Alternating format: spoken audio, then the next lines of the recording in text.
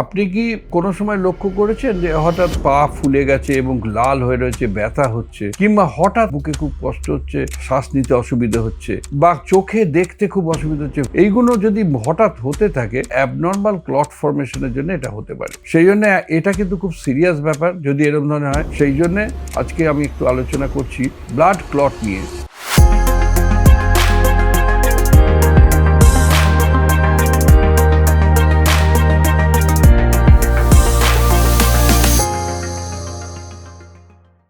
নমস্কার, আমি প্রফেসর প্রদীপ মিত্র।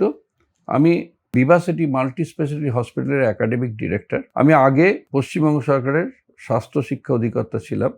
আজকে আমাদের এই সমস্যা সম্বন্ধে আমি কিছু আলোকপাত করতে চাই আপনাদের সাথে। প্রথমে যেটা বললাম, এটা অ্যাবনর্মাল ক্লট হলে এইসব ঘটনাগুলো ঘটতে পারে, কিন্তু এমনি ক্লট তো হচ্ছে, আমাদের কেটে গেলে সঙ্গে সঙ্গে রক্তটা তো আমাদের জমাট বাঁধতেই হবে, নাহলে তো অনেক রক্ত বেরিয়ে যাবে। সুতরাং বডির একটা সিস্টেম আছে যেখানে ব্লাড নর্মাল ক্লটিং মেকানিজম, তাই যে ব্লাডটা ক্লট হচ্ছে।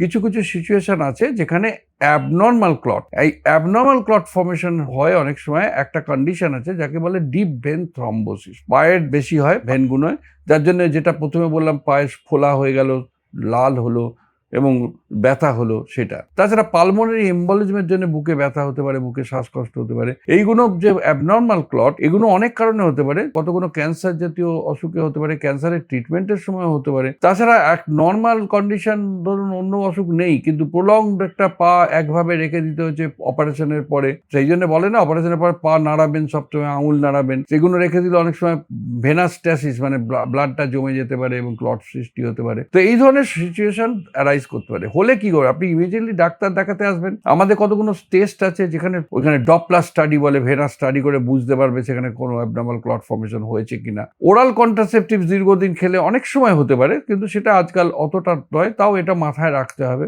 এই সিচুয়েশনটা অ্যারাইজ করতে পারে। তো ন্যাচারালি আপনি যেটা করতে চান, আপনারা ইমিডিয়েটলি আপনাদের এই ধরনের সিচুয়েশনে ডাক্তারের কাছে আসতে হবে, ডাক্তার দেখাতে হবে, কনসাল্ট করতে হবে, এবং আমাদের যে ভিভাসিটিতে মাল্টি স্পেশালিটি টিম আছে তারা আপনাকে অ্যাসেস করে এটা জানাবে। সুতরাং কতগুলো ইনভেস্টিগেশন জরুরি, আপনি না নেগলেক্ট করে তাড়াতাড়ি ডাক্তারের পরামর্শ নেবেন। আমাদের এই আলোচনার পরে আপনারা দেখবেন যে ভিডিওর ডেসক্রিপশনের একটা লিঙ্ক দেওয়া আছে, সেই লিঙ্কে গিয়ে আপনারা যে কোনো প্রশ্ন রাখতে পারেন। আমাদের যে টিম আছে তারা আপনার সঙ্গে যোগাযোগ করে নেবে। ফিল ফ্রি টু আস্ক, মানে হচ্ছে আপনারা নিজেরা যা মনে চায় প্রশ্নগুলো রাখতে পারেন। এবং তাছাড়াও আমাদের এখানে মাল্টি স্পেশালিটি সব রকম স্পেশালিটির ডাক্তারের অ্যাডভাইস ইনক্লুডিং হিমাটোলজিস্ট সবগুলোই আপনারা পেতে পারেন।